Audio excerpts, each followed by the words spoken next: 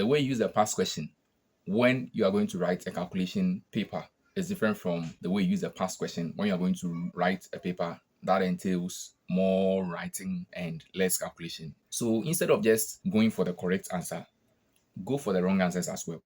You're most likely to be using the past question the wrong way. And I'll tell you why. When exam is approaching, there's a lot of stress. People are making decisions. People are studying. People who normally would not study are now studying. So you see, most of the decisions you make are spontaneous and they are not things that are actually going to work. Now, some students stick to studying their textbook and then using the past question. Some students are also using just the past question. Whether you fall in both categories, this video is for you. Now, the way you use the past question when you are going to write a calculation paper is different from the way you use the past question when you are going to write a paper that entails more writing and less calculation. And in this video, I'm just going to show you that. Every WAEC exam has the objective part and then the subjective part. When I say the objective, the multiple choice questions, and the subjective is where you write what you think is right. Most students, when they are solving the objectives, they are just solving and, they just want to get a mark that is closer to something beyond average. And once they get closer to the full mark, they think they are okay. But that is actually a wrong way to use the objectives. Now, you should focus more on the objectives when you're going to write a paper that has something to do with more writing and less calculation. Now, I'll show you why. Now, let's look at this question. The term for physical appearance of a treat, such as blue eyes, is A, genotype, B, phenotype, C, dominant allele, D, recessive allele. Now, I know there are two groups of students who are watching this, those who know the answer and those who don't know the answer. If you know the answer, I don't think you are better off than those who don't know the answer, because I'm going to show you a strategy that would make you a better learner, even if you don't have a textbook. Now, when you are solving the objective questions, there are actually 4 options for this question that I read. There's the A, B, C, and D.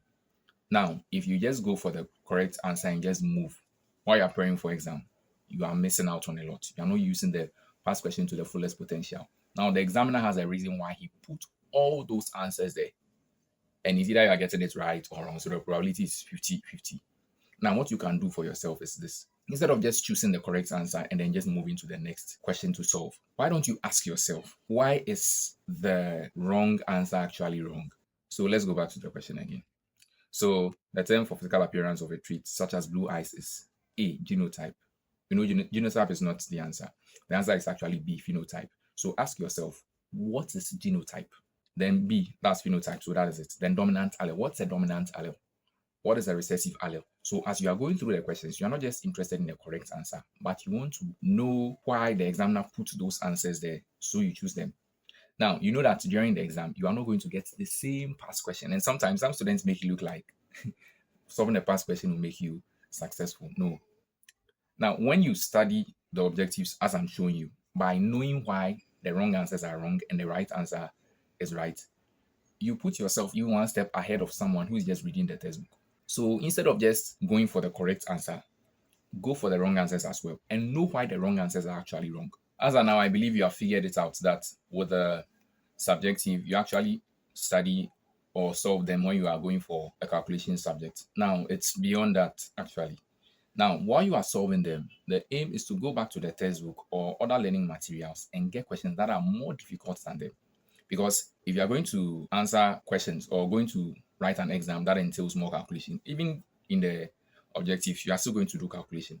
So you don't just solve questions that are at your level, but you go one step higher. Go for resources and other exams that are a little difficult than the WASSCE. Like you can go for the SAT or the IGCSE on the various subjects that you are writing. But don't get carried away. You don't need to solve all of them. You just need to be able to solve 1 or 2 that are, more difficult than the WASSCE. Yes, so I believe you have learned something from this video. Comment the new thing you have learned.